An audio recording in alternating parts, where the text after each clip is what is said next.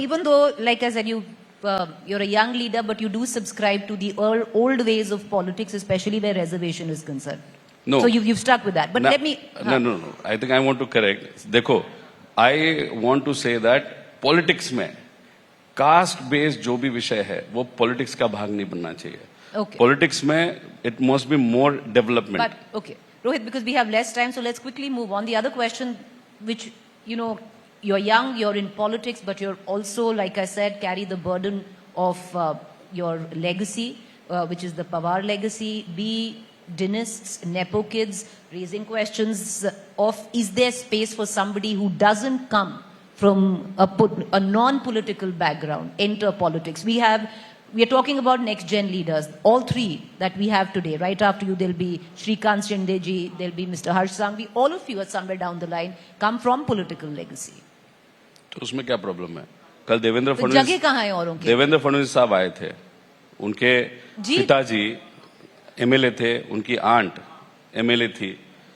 अब ठीक है, मेरे फैमिली में मेरे grandfather. So you're okay with being called a nepo kid? देख, उसमें प्रॉब्लम क्या है? देखो, अगर डॉक्टर में कोई नेपो डॉक्टर नहीं कहा जाता, वकील में कोई कहा नहीं जाता, और सबको संधि वहां पे मिलनी चाहिए. उसमें से जो भी आगे आता है, देखो कौन से फैमिली में कोई भी डॉक्टर बन सकता है. रोहित, नहीं, बहुत मुश्किल है आज के जमाने में, where it's all about money, where it's all about political allegiance, for somebody who's completely off the cuff to come and say that I will make it big in politics. नहीं, वैसे नहीं होता. Very little space. नहीं, वैसे नहीं होता. देखो, they can start with जिला परिषद and all, and they can go. जैसे कि अगर मैं नेपो किड हूँ, समझो, तो मैं एमएलए या एमपी बन सकता था. मैं कहाँ से चालू किया? जिला परिषद से चालू हुआ. तब पूना जिला परिषद में हमारी सत्ता थी. Did I take any position there? No.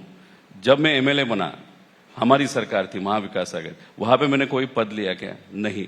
लेकिन आगे जाके जब सत्ता आएगी, तब definitely I will take a post. Reason is I work for it.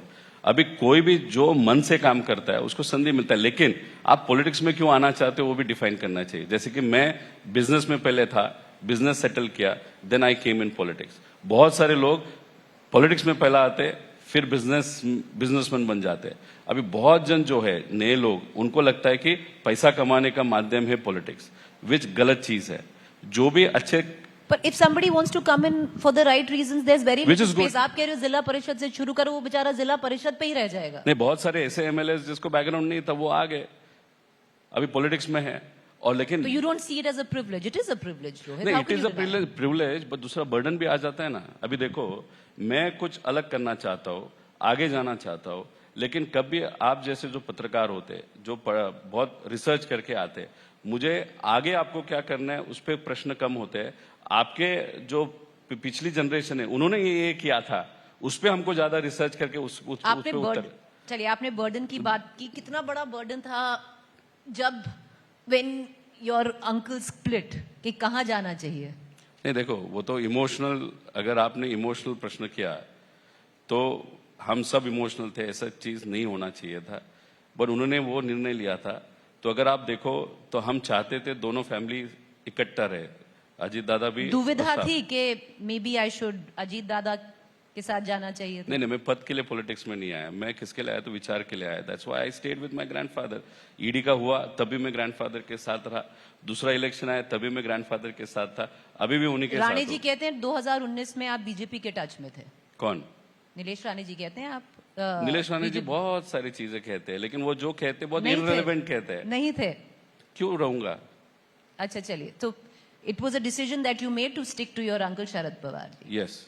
Ajit Pawar ji also said that you won your constituency only thanks to him. When? This time around. देखो, उनके पास time था क्या?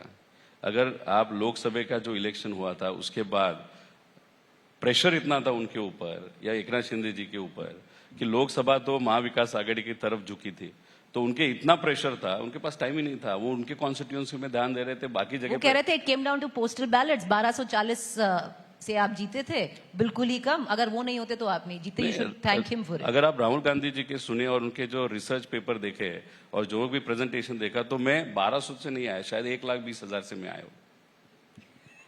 बहुत बड़े लोग अगर देखो 7 term MLA रहे हैं, नेता रहे, मंत्री रहे, अनफॉर्चुनेटली वो अनसक्सेसफुल रहे. मैं फिर भी लोगों के आशीर्वाद से 1200 से आया। अब 1200 से आके मैं शांत नहीं बैठा। ये जो सरकार है उसके खिलाफ हमारे 10 एमएलए है, या सबसे कम अगर महाविकास आघाड़ी देखो 40 एमएलए है, तब भी मैं 1200 के आके अग्रेसिवली लड़ रहा हूं। मतलब आया हूं किसके लिए, वो काम बहुत अच्छी तरीके से मैं कर रहा हूं।